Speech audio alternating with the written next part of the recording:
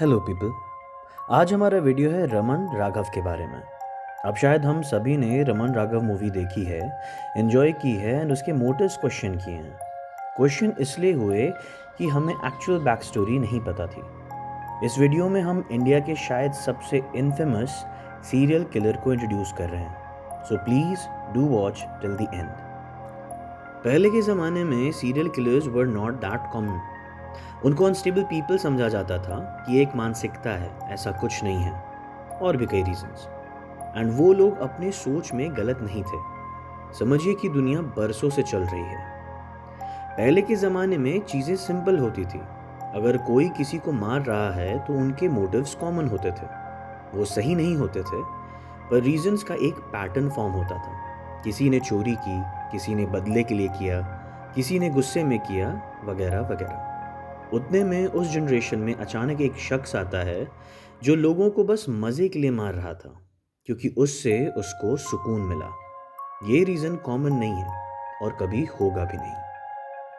रमन राघव का जन्म तमिलनाडु में 1929 में हुआ था।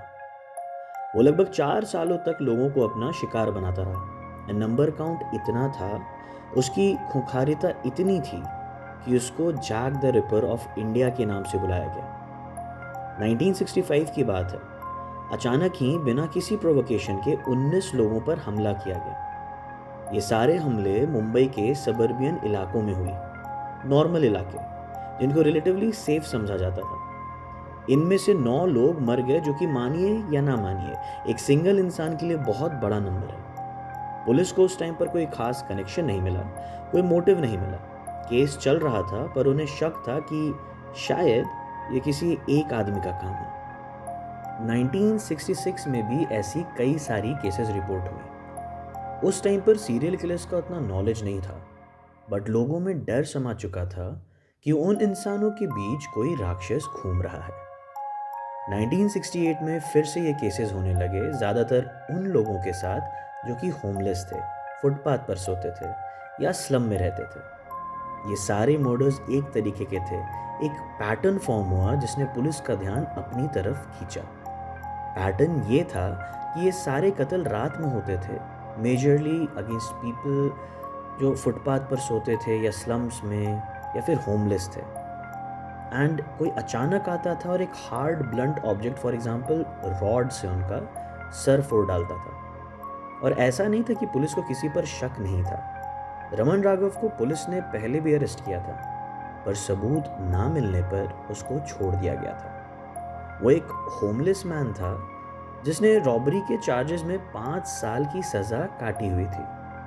लेकिन जब 1968 में मर्डर्स फिर से होने लगे, तब उस टाइम के deputy commissioner of police CID mister Ramakant Kulkarni ने खुद पर्सनली एक मैनहंट लीड किया, जिसमें रमन राघव को अरेस्ट किया गया।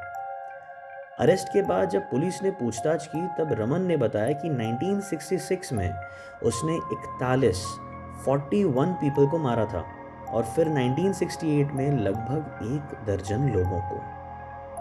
रमन के अरेस्ट होने के बाद की कहानी भी काफ़ी रोचक है।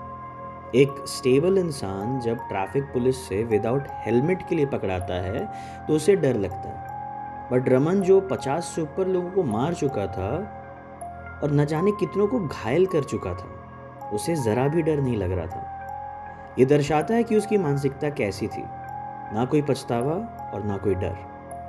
रमन स्टार्टिंग में काफ़ी अनकोऑपरेटिव था।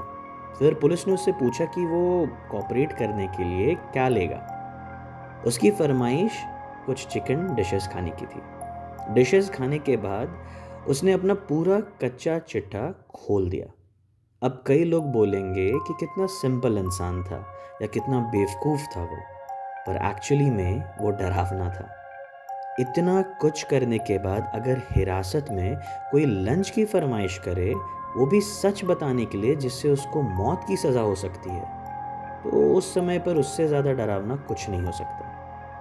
ये साफ साफ बताता है कि रमन को ज़रा भी परवाह नहीं थी कि उसके साथ आगे क्या होने वाला है और क्या हो सकता है।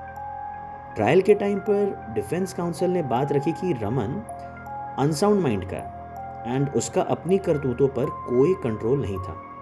रमन ने कन्फेस किया कि उसने 41 लोगों को मारा है और फिर पुलिस को हर जगह ले गया जहाँ जहाँ उसने कत्ल किए थे।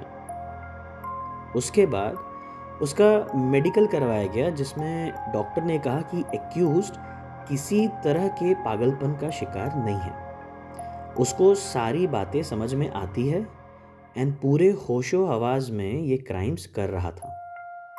इसके बाद रमन को फांसी की सज़ा मिलती है। उससे पहले रमन का एक डिटेल्ड मेंटल इवैल्यूएशन रखा गया। स्पेशल बोर्ड बनी जो रमन का इंटरव्यू लेगी, that too on 5 different occasions for 2 hours each. उस एग्जामिनेशन से कुछ कुछ पॉइंट समझ में आए, जैसे कि रमन खुद को एक ताकत समझता था, maybe a higher power but still an individual one. उसे डर था कि लोग उसका सेक्स चेंज करवाना चाहते थे और बार बार वो ये शब्द दोहराता था कि वो 101% मर्द है, जैसे वो खुद को आश्वासन दे रहा हो, भले दुनिया उसको कुछ और समझा रही हो। इन सब एग्जामिनेशन के बाद बोर्ड ने फैसला रखा कि वो मेंटली सेन कतई नहीं है। उसकी फांसी की सज़ा को रोका गया एंड उसको बदल करके लाइफ इम्प्रिजनमेंट यानी आजीवन कारावास कर दिया गया। उसके इंटरव्यू से हमें ये पता चलता है कि आखिर उसकी मानसिक हालात कैसी थी and that anyone who thinks in this pattern like this they need some help. But इसका मतलब ये नहीं है कि आप किसी किलिंग स्प्री पर चले जाओगे एंड कई सारे परिवारों को तोड़ोगे, रुलाओगे। इसलिए रमन की मानसिक हालात उसके कर्मों को सही नहीं साबित करती है।